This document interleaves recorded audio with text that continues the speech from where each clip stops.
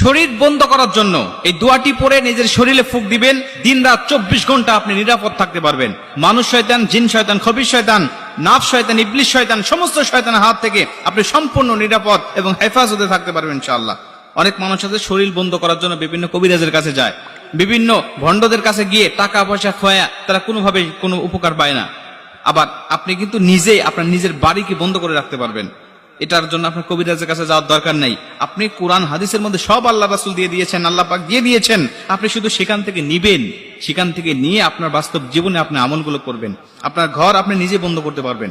আল্লাহ রাসূল সাল্লাল্লাহু আলাইহি ওয়াসাল্লাম বলেন, যেই ঘরে সূরাতুল বাকারা তেলাওয়াত করা হয় ওই ঘরে কখনো কোনো দুষ্ট জিন, দুষ্ট আত্মা, দুষ্ট কেউ আপনাকে ক্ষতি করতে পারবে না, আপনাকে নষ্ট করতে পারবে না। আপনার পরিবার পরিজনের সদস্য, আপনার সন্তান, কারো ক্ষতি কেউ করতে পারবে না, যদি আপনি নিজেই এই সূরাতুল বাকারা তেলাওয়াতটা আপনার ঘরে করতে পারেন নিয়মিত।